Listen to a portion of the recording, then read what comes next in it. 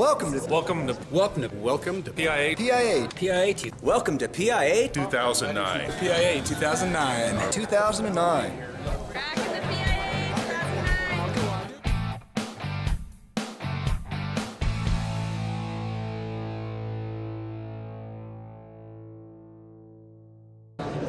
You know, a lot of us started out our skydiving career strapped to the front of somebody, and the man that created that particular activity or that opportunity for all of us is sitting right here next to me. And we've got Ted Strong with us. Ted, welcome to PIA. Thank you. Great to see you again. It's good being here. Always a pleasure. I think last time we did an interview together, we were seated in the front of a four-wheel, an ATV. Probably. Yep. A lot of fun. Airborne ATV. So you still throwing those things out of airplanes? We're driving them out. Yeah, we start them up, kick it into gear, and drive it right off the ramp. So now, how many of those have you wrecked? I gotta know.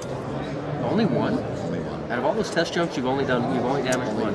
Wrecked one. We have wrecked a few people, like maybe a dislocated shoulder or broken arm or whatever.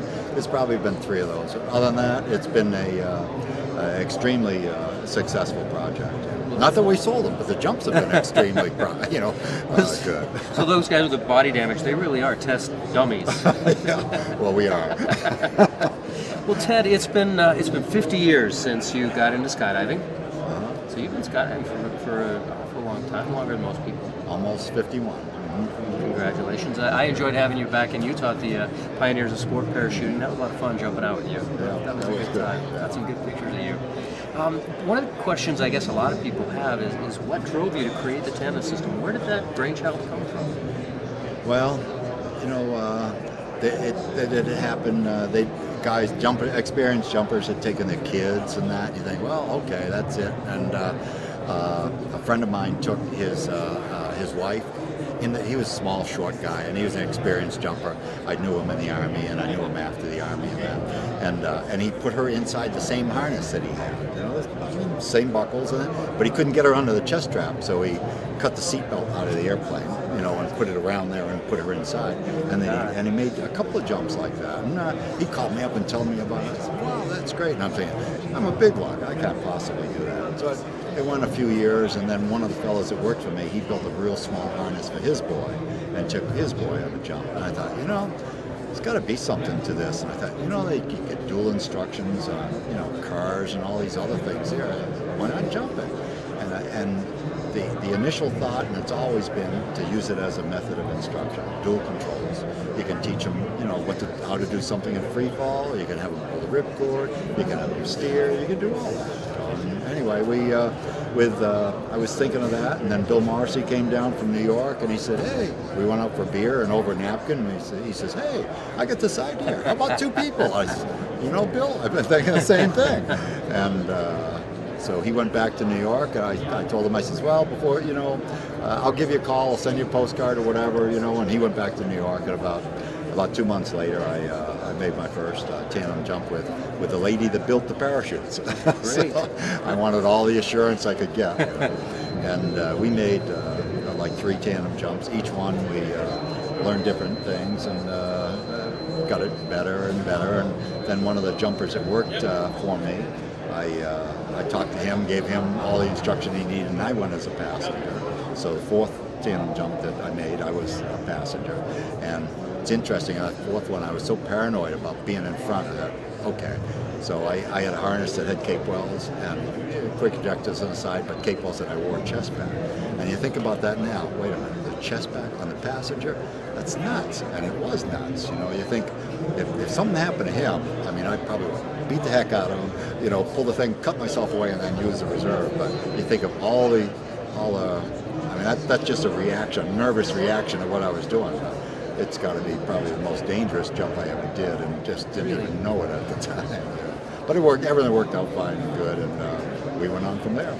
Bill Morrissey sure has some interesting stories about you being on the front end of him. Oh, geez, yeah. He and I, we sort of fight over who's going to be in front. He told me you're the only passenger I ever wanted to cut away. Can you tell me about that? Oh, I don't remember. There's probably a half a dozen jumps like that where I'm telling him to do something, he's doing something else, and we get into this arguing match back and forth. I could easily see why he'd want to cut me away. Now, were you wearing the chest reserve when he wanted to get rid of you? No. But we did. we had a friend, a jumper. So matter of fact, he's here at the show, and he was working with the military on a tandem system where you could cut the passenger away, and they were doing it for a military application where, if you're doing an infiltration or some sort of a terrorist type thing, and the person in front was an operative and he had weapons or so, and he had to get in action very fast. He had a short three-ring risers that went to the instructor's harness, and he could release the tie downs, and then he could cut himself away. So he would cut himself away once he made contact with the ground, not before. So and we actually built that, and I did the jumps, some jumps on that, and it never went anywhere. I think you have a real mental resistance to that type of a system right from the get-go. So we did a couple jumps, we worked out all the dynamics of it or so, and then it never went anywhere after that. So that brings up an interesting point. So how many failures would you say it took till you felt like you've really been successful? How many times did you have to learn to not do something before you really had it dialed in how to make it work right? Well, I think it probably comes to the project that you have, that you're doing, whether you feel that yes, you can do it, you just have to figure out the way, or if you think, well, it may not work, or so, but I'll try and do this, and your heart may not be in it all the time. So some things, like that. Some other things, you work up and you build, and it looks great, and you think, man, this is going to be super, and you take it out and jump it, and poof, it knocks your socks off or something else like that. Pack it up, toss it in the back room, and it's there. And a lot of things you do that work out real good, and you try and market them, but nobody wants it. I'm the only one who wanted it. So you got a different variety, of things like that. Tandem happened to catch on, and it was it seemed to be good. Although at first I thought, gee, this is so good, we're going to sell a lot of them, but it was actually a much slower growth than what I thought would actually Really? happen. And yet, really, I think it's fair to say that tandem instruction absolutely has changed the face of skydiving. It's still very much, obviously, in use today. It's more or less replaced the static line program in most places. Probably, it's probably replaced 90% of the drop, the first time, first student, type of jumps, from static line or whatever. It's mostly all tandem. And it gives the drop zone owner a much more secure feeling, and he doesn't have to look up and watch the jumps all the time. Watch a student, flying across the drop zone. Hey, you! Don't fly over there. Talking to him on the radio, and the radio's turned off. I had one of those. I've probably been there. Or two students in the air. Turn left, and one turns left. Where they both turn left. Ooh, scary thing. Well, Ted, a lot of people have never seen you before. They don't know you. We've literally got thousands of viewers that are watching you right now, all over the world. Russia, the Middle East, South America. So they're coming from everywhere. Would you indulge me for just a moment and kind of share one of your famous or favorite "oh shit, there I was" stories? I know you got a lot of them. I've heard a couple when we were back in Utah last year.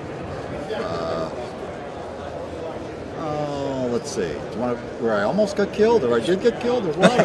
Well, I don't think where they're. Is there one where you got killed? Can you tell us about that? I have a couple. So where I was in dire straits, and it probably a lot of it was from not having your decision making thoughts. You act together in the first place. So when I came up with a cargo delivery concept, and instead of dropping a big ram air canopy with a couple thousand pounds and having it fly around, and after, let's say, from 10,000 feet, it comes down to 1,000 feet a minute, so it's 10 minutes to the ground. And you have to worry about the winds because it only flies at 25 miles an hour, and it's 40-mile-an-hour wind upstairs. So you have to really make sure you drop it upwind in this direction and this far out and that. I thought, and after doing a couple hundred drops with a company that had built the control box and that, there's just got to be a better way. There's got to be a better way. And I thought, well, how about a small canopy that would fly really fast, and then when it got down close to the ground, poof, it'd pop out a round canopy and swing vertical and land. And I thought, yeah, I could do that. And so I built a small ram air canopy, and it was 14 square feet. And I built real tough fabric, long lines, and then put two risers on it. And I put it in the pouch of a tandem system or something like that. And I had long risers, so they came up here. So when I jumped it, I'd be straight up and I could fly it. You know, I put control lines, toggles, the whole works. I went out, and after I built it, I had the gals build it, so it took me at least 6 months before I got up enough nerve to jump it or so. And so I did. I went out to drop zone. I didn't tell anybody, although they were looking a little strange because I had extra risers, you know, floating around and that. Went out and jumped it, threw out the drove right on exit or so, and man, that thing opens up and spun me around, and then it's just flying real fast, and I'm stable, and I'm, wow, no canopy. The canopy was out in front of me like that. It wasn't above me, and it was just pulling me right through the sky, really, really fast, and down, yeah. And there's line twists. Lines are so long, there was twists there, and I thought, well, okay, I know it opened, and I know it fly. It worked, you know, will it turn? And I just pull a little bit, and you know, it turns, and I, wow, okay. And I thought, okay, what do I do now? And I thought, okay, well, did the proof of concept, so I cut away, did some fall, got a real parachute out, came into land, and I sat down. I thought, okay, what did I just learn? What I went through, and I went through the whole thing in my mind and that. And I thought, okay, what I got to do, I got to shorten lines, flatten the canopy out a little bit, pretty up the risers, and then I jumped it 3 more times, and it never, I mean, open up, spin, spin, spin, spin, and have to, you know, cut away from it very high. Or did it go stall fly, and did 3 jumps, none of them worked. And finally, the last one, I had worked it up so I had release handles, so instead of just individual, I could pull the release handle and dump the canopy or get rid of the canopy. So I went up and I jumped that, and it was spinning the so I thought, oh man, I got to get out of here. So I pulled the release handle, and man, I'm still spinning. Oh, pulled the wrong release handle. Oh, here I am. So right away, you know that, okay, you're screwed up.